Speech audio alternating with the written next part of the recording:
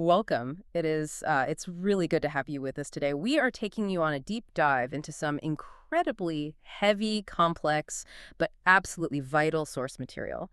Our mission today is to unpack the anatomy of modern terrorism.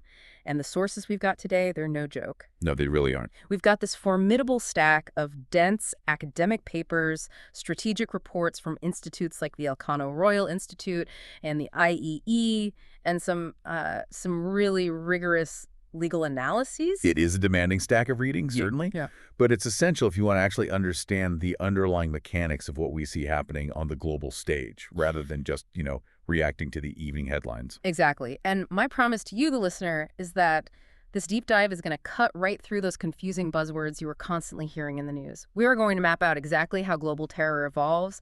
We'll decode the true historical meanings of terms like jihad and Salafism.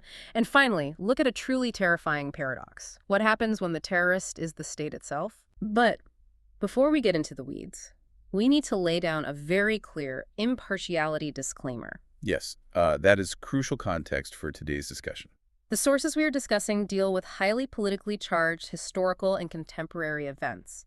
I want to emphasize right up front that neither of us is taking any political sides here.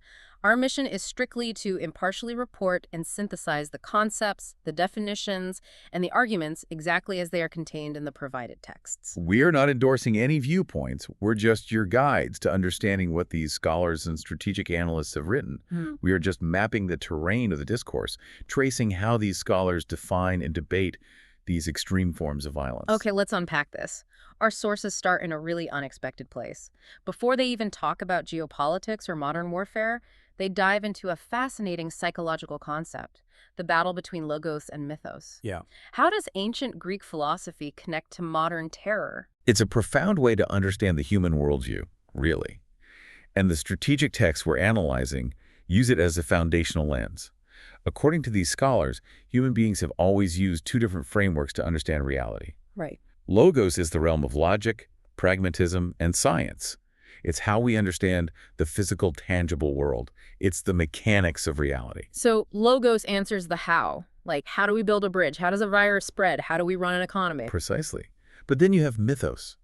And mythos is about meaning. It's how we grapple with the eternal, the universal, the existential questions of human existence. It answers the why. Why are we here? What is a good life? What is worth dying for? Which is something science can't really answer. Exactly. Yeah. The texts point out that a healthy human psyche usually requires a balance of both. You need logos to survive, but you need mythos to have a reason to survive. When I was reading that section, I had this massive realization about how we in the West view the world today. We have completely over-indexed on logos. We measure everything by data, economics, logic. Yes. But when we try to understand a religious extremist movement, we're completely baffled because we are trying to fight a mythos-based movement with logos. We bring logic to a battle of profound existential meaning. That is a brilliant observation, and it's exactly what the strategic reports suggest. If we apply this framework to Islam, as our sources do, it is incredibly illuminating. The word Islam itself literally translates to a total submission and surrender to Allah, to the divine law. Right. For a practicing Muslim, navigating life is about finding that balance between the pragmatism of the physical world logos and the profound existential meaning of divine submission mythos. The goal is to achieve inner harmony and social justice within the community, which is called the Ummah. And achieving that harmony, following that divine law, requires effort. The Arabic word for that effort is jihad or jihad. Correct. The texts point out that this word simply means effort or struggle, but it's broken down into two distinct categories that are almost never explained on the evening news. Break down the greater jihad for us first. The greater jihad is entirely internal. It is the spiritual, deeply personal effort to conquer one's own passions, to resist daily temptations, and to purify the heart so it becomes a worthy seat for the divine. So it's a silent battle. A daily silent battle. In fact, when someone dedicates their life entirely to this profound inner purification and asceticism, they are walking the path of Sufism, which is Islamic mysticism. So the greater jihad is an inward spiritual journey, but then there is the lesser jihad. I'm assuming that is where the outward actions come into play. That is the external effort. Yeah. The lesser jihad can refer to the effort to expand the faith, to proselytize, or to enforce the rules of the community. It is an outward-facing struggle. Let me stop you there because the sources drive a very thick red line here. They emphasize that the baseline concept of the lesser jihad is not inherently terrorism. Not at all. It is only when this external effort crosses the line into using indiscriminate violence, with the specific goal of influencing governments or coercing entire societies, that it morphs into what the texts strictly define as jihadist terrorism. The political coercion and the arbitrary violence are the defining factors. What's fascinating here is how language gets hijacked. The spiritual concept of struggle is co-opted by extremists to justify violence, and then that corrupted definition is the only one broadcast in the West, which leads to massive misunderstandings. Speaking of linguistic misunderstandings, I have to share one of my favorite surprising facts from this deep dive, the word fundamentalism. Oh, yes. You hear pundits throw that word around constantly when talking about radical Islamic groups. But the texts point out that the term fundamentalism did not originate in Islam at all. No, it didn't. It actually started as a Protestant Christian movement in the United States in the late 19th and early 20th centuries. It was a movement seeking to return to the literal fundamentals of the Bible in reaction to modernism. Applying it to Islam is technically a historical mismatch. It's imposing a Western theological framework onto an entirely different tradition. The proper, precise terms within the Islamic context, as outlined in our sources, are Salafism and Wahhabism. Let's get into those because the sources get very specific. What is the distinction? Let's start with Salafism. The term comes from the word Salaf, which refers to the very first generations of Muslims, the Prophet and his immediate companions. Salafism is a movement born out of a sense of historical grievance. Meaning they feel they've lost something. Exactly. They believe the Islamic community has suffered defeats and lost God's favor over the centuries because they deviated from the original pure practices of those first generations. The core goal of Salafism is to strip away centuries of cultural traditions, mystical interpretations, and modern adaptations, and return to those pure foundational roots.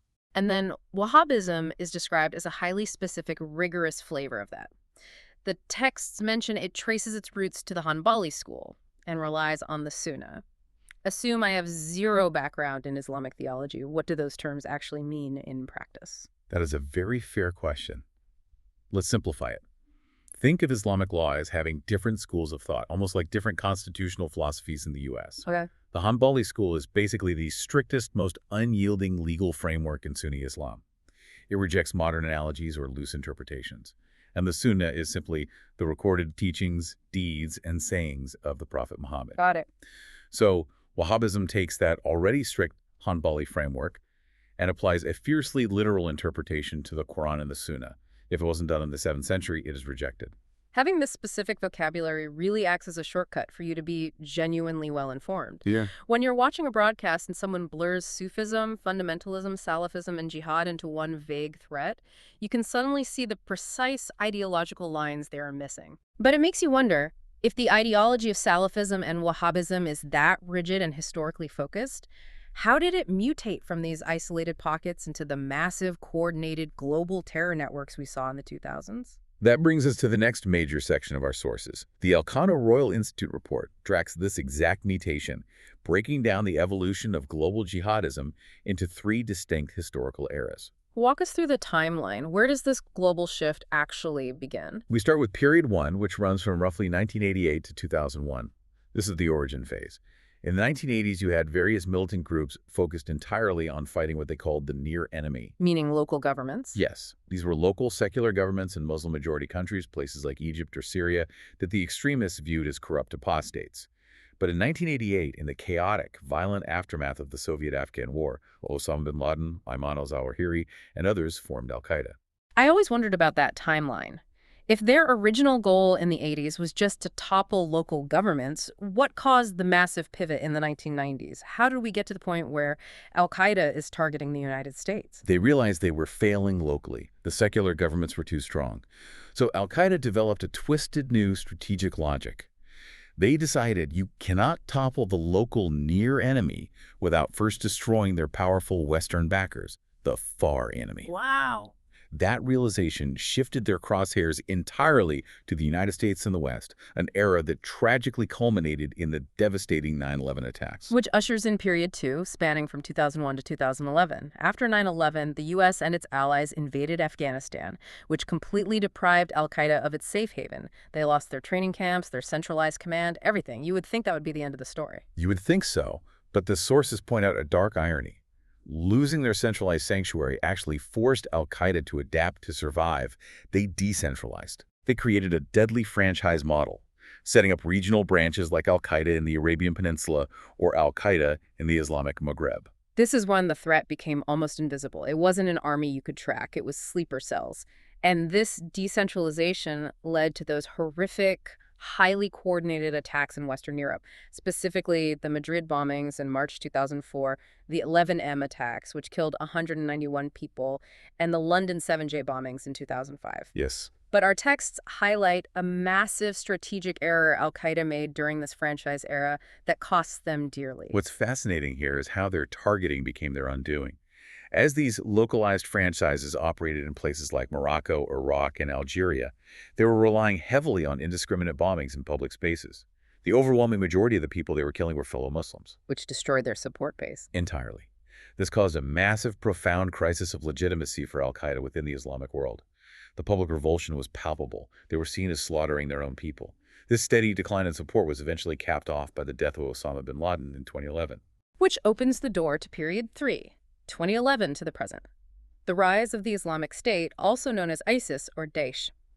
To understand why ISIS exploded in popularity just as al-Qaeda was waning, our sources feature a chilling, highly memorable quote from Osama bin Laden himself. It's a very revealing quote. He once observed, "When people see a strong horse and a weak horse, they will prefer the strong horse."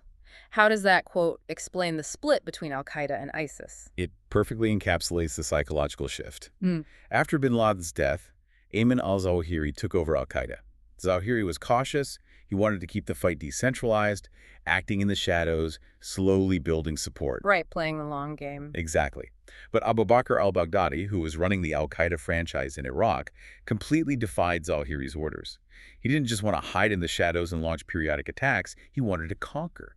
He claimed actual physical territory in Syria and Iraq and famously declared a real-world caliphate. He became the strong horse. And the texts point out that this territorial claim is exactly why tens of thousands of foreign fighters flocked from all over the world to join ISIS. Yes, the appeal was completely different. Al-Qaeda was offering a distant, vague goal of a future state, mostly communicating through grainy videos shot in caves. ISIS was offering a tangible, physical, utopian identity right then and there. They were producing slick, high-definition propaganda, essentially saying, "We've built the perfect society, come live in it." If we connect this to the bigger picture, it wasn't just a change in military tactics. It was a fundamental shift in the psychological offering to recruits. ISIS provided an immediate, profound sense of belonging, a mythos for individuals who felt marginalized, angry, or lost. It completely bypassed the tedious intellectual debates al-Qaeda was bogged down in. That brings up Jeffrey Kaplan's research in our sources. When I was reading his notes on what he calls the fifth wave of modern terrorism, I actually had to put the paper down for a second. It's incredibly dark. Does Kaplan believe that the Islamic State represents something entirely new in the history of terrorism? He does. Kaplan argues that this fifth wave breaks from previous eras of terrorism, like the anti-colonial struggles or the Marxist groups of the 70s, in several horrifying ways. The defining characteristic is an absolute obsession with radical purity and what he calls a year zero mentality. Year zero? Yes. They want to completely erase history, destroy all previous culture, and start humanity over from scratch. Which, in their twisted logic, justifies wiping out anything and anyone connected to the old world. I want to highlight something Kaplan notes about the violence itself. In traditional terrorism, say the IRA in the 20th century, violence was essentially a bloody telegraph. A means to an end. Exactly. It was a brutal way to send a message to a government, demanding a specific policy change or territorial concession. But Kaplan argues that in the fifth wave, the violence becomes so extreme and so ubiquitous that it actually loses its message. That is a crucial distinction. The violence is no longer a tool for negotiation. It becomes a gruesome ritual of self-affirmation. It is violence for the sake of bonding the group together. It's terrifying. Kaplan highlights the systematic, terrifying use of rape as an identity practice within this fifth wave. It's used intentionally as a liminal ritual, a point of no return to bond new recruits to the terror group and entirely sever them from their past lives, their families, and their previous morality. And it gets even darker because they intentionally use children as the vanguard of their movement, viewing them as the only ones truly uncontaminated by the old society. It is grim reading. It really is. And if you're listening to this on your commute or at home, I know this is incredibly heavy material to process, but the scholars in our sources argue it is absolutely vital to look this reality in the face. Why? Because if you are a government trying to counter this threat, you have to realize you aren't fighting a traditional political insurgency with a list of rational demands. Precisely. Traditional counterterrorism strategies like deterrence or political negotiation completely fail against a fifth-wave group. You cannot deter an enemy that is actively seeking an apocalyptic end state and views its own destruction as a divine victory. Here's where it gets really interesting, because our sources are about to completely flip the script on us. We spend all this time talking about non-state actors, insurgents, and apocalyptic cults, but the texts take us into a completely different, equally terrifying realm. Yes, state behavior. What happens when the entity committing the terror is the state itself? This is the concept of state terrorism, and grappling with it forces us to re-examine everything we think we know about international law and the monopoly on violence. How do the texts define it? They define state terrorism as a situation where a government uses clandestine, arbitrary, and diffuse violence against its own citizens. Citizens it has arbitrarily deemed enemies of the state. The goal isn't law enforcement. The goal is to create generalized, paralyzing fear to maintain power and enforce total obedience. I assumed there was an entire section of international law dedicated to prosecuting governments for this, but the texts introduce a massive legal conundrum, a concept they call leg ferenda. What does that mean in this context? Leg ferenda is a Latin legal term that essentially means the law as it ought to be, as opposed to the law as it currently exists. Okay. If we connect this to the bigger picture, the shocking reality is that state terrorism is not actually a legally recognized crime in international penal codes. It is purely a sociological and political concept. Wait, I need to make sure I'm hearing you correctly. An entire nation-state cannot be put on trial for terrorism. That is correct. When a state commits these horrific acts, the individuals within that government, the generals, the politicians, might be prosecuted at places like The Hague for specific, distinct crimes like genocide, crimes against humanity, or systematic torture. But the abstract entity of the state itself is not charged with terrorism. The legal framework simply doesn't exist. Which sparks a truly fascinating and highly contentious academic debate in our text between two prominent legal scholars, Lamarca Perez and Portilla Contreras. Let me see if I can summarize their opposing views. Go ahead. Lamarca Perez takes a very strict, almost brutally pragmatic legal view.